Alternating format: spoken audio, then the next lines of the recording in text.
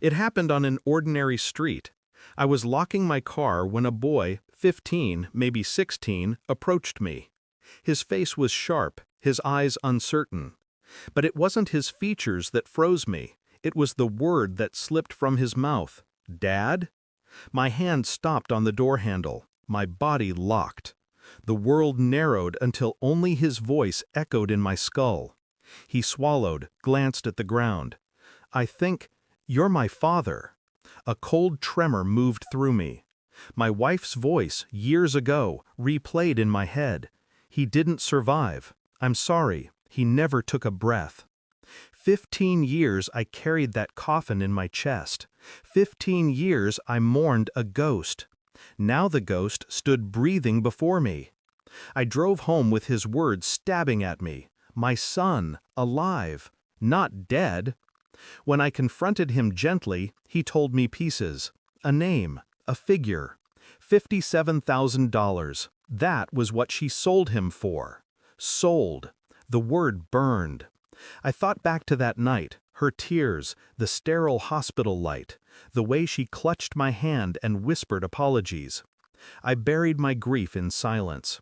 I let her hold the narrative. She had controlled it so perfectly I never questioned, until today. That evening she set the table as if nothing had shifted. Her smile was polished, her hands steady. But I watched differently now.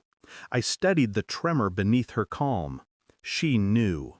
And suddenly every late night, every quiet phone call, every unexplained deposit made sense.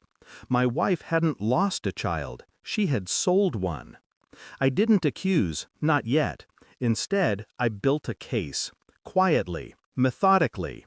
First, DNA. The boy's cheek swab sent off with my own. I told him it was for school records, my voice steady, my hands betraying nothing. He trusted me.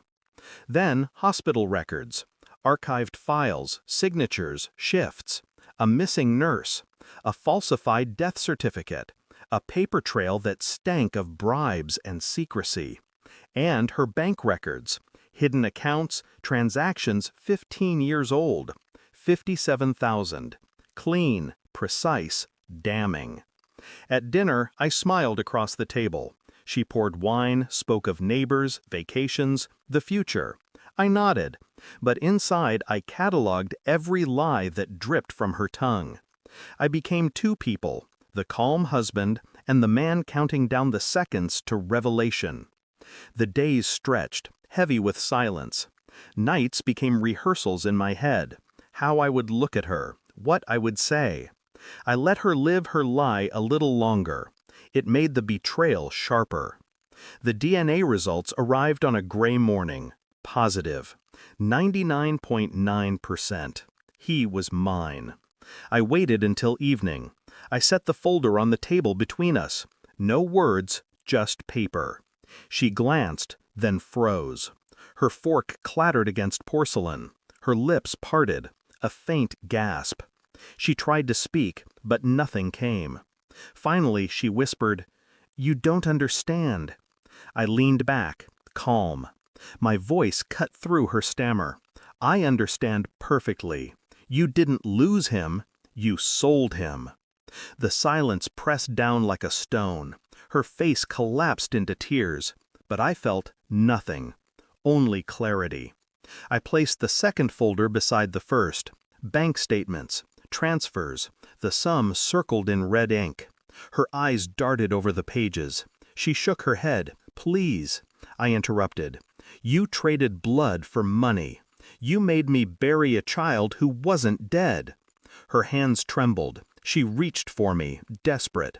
I didn't move. I said quietly, "He knows the truth now, and soon, so will everyone else." The power shifted in that moment. She was no longer my wife. She was an exposed fraud, stripped bare under the weight of evidence. I didn't shout. I didn't rage. My calmness destroyed her more than anger ever could. That night, I sat alone in the dark. No drink, no distraction, just silence.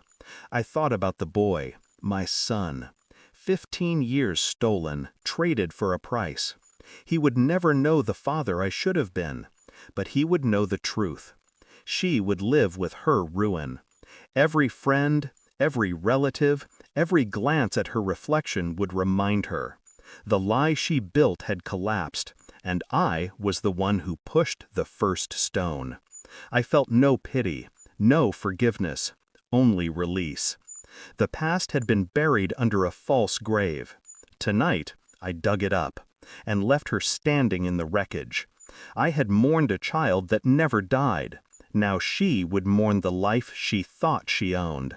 And I, finally, would sleep. Thanks for watching. Don't forget to like, share, and comment. Subscribe now to Cheating Stories Insight World for more amazing stories.